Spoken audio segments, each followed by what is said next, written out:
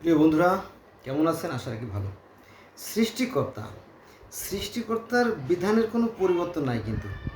আপনারা দেখবেন যে গোটা পৃথিবীতে, তাই না, গোটা পৃথিবীতে সৃষ্টিকর্তা সমানভাবে কিন্তু আলো বাতাস, তার যে খাদ্য শস্য আর কি, সব কিছু কিন্তু সমানভাবে কিন্তু বন্টন করেন। হ্যাঁ, এবং পৃথিবীর প্রত্যেকটা মানুষটি কিন্তু ভালো মন্দের জ্ঞান দিয়ে সৃষ্টি করছেন। তা ধর্ম হচ্ছে একটাই, ধর্ম একটাই। এবং একথা কোরআনে আছে যে সৃষ্টিকর্তার বিধানের কোনো পরিবর্তন হয় না। সৃষ্টিকর্তার বিধান কিন্তু একই রকম।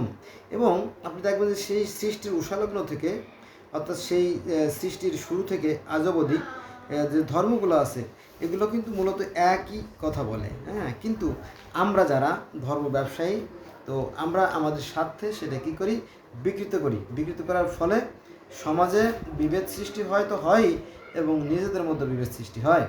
যেমন আমাদের ইসলাম ধর্মে শিয়া, সুন্নি, মুতাজিলা, খারিজি, রাফিদ, রুজু, শান্ত, ইজদি বা হিজবুত তাহিদ, আহমদ, মুসলিম জামাত, কাদিয়ানি, তারপরে শাফি, মালিকি, হাম্বেলি, হ্যাঁ, হানাফি, শরীয়ত, মারুফত, তরিকত, হকিকত, আহলে হাদিস, আহলে কোরআন, সাতপন্থী, জুবাইরপন্থী, এরকম মানে শত শত ভাগ হয়ে গেছে।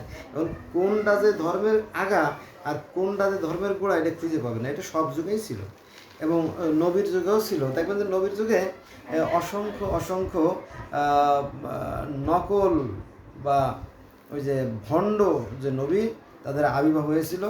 তার মধ্যে নবী মোহাম্মদ সাল্লাম মধ্যে টিকে গেছেন, এরকম তো বিষয়টা আর কি।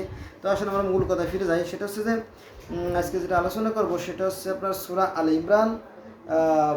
এখানে ৮৪ নম্বর আয়াত। এটা যদি আপনি পড়েন, দেখবেন যে সৃষ্টিকর্তার বিধানে কোনো পরিবর্তন নাই। সকল ধর্মই কিন্তু একই সেই সৃষ্টিকর্তার কথা বলে। আর তা হলো এই সূরা আল ইমরানের ৮৪ নম্বর আয়াতে বলা হয়েছে যে বলো,